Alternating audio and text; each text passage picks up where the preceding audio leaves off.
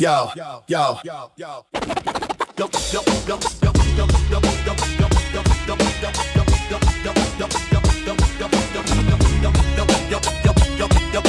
Spread the word.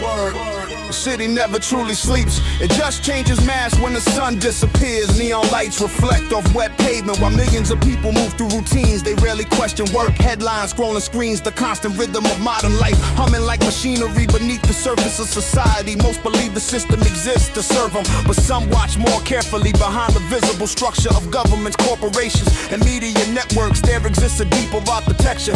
Not a single ruler sitting on the throne, but overlapping circles of influence, quietly shaping the direction of entire populations. Power rarely announces itself.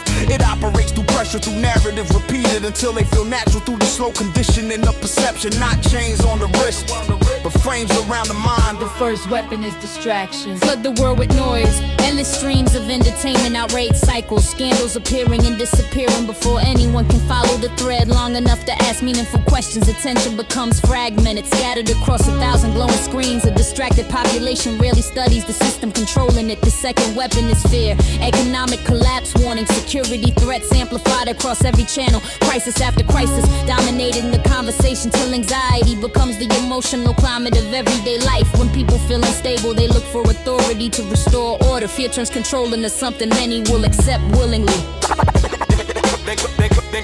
Then comes division.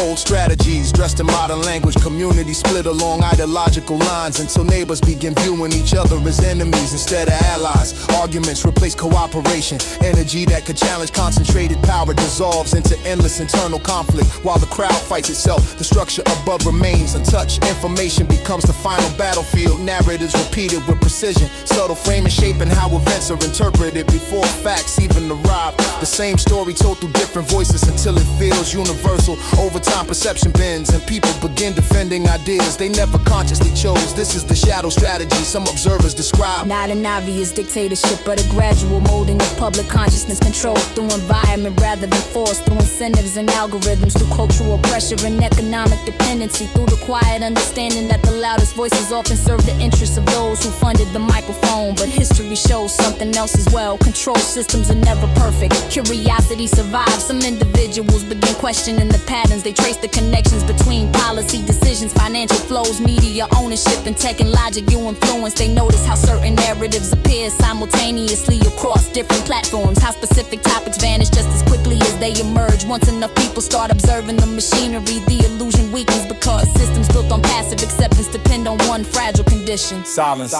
Yeah, the moment citizens begin thinking independently, discussing openly, and comparing perspectives outside official channels, the architecture of control begins to fracture, not through violence, through awareness. The realization spreads quietly at first. That power structures are maintained not only by wealth and authority, but also by the beliefs of those living within them. Change begins in that realization. Individuals who once moved through life on autopilot start asking deeper questions. Communities reconnect across artificial division. Information flows around traditional gatekeepers. The shadow systems lose their greatest advantage: invisibility. And when enough minds step outside the frame that was built for them, the structure of influence must evolve or collapse, because the greatest fear of any hidden power is not rebellion, it is a population that finally sees clearly.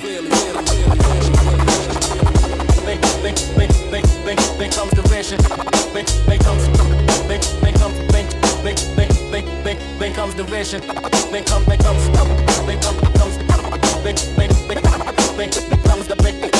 comes division. Then comes division.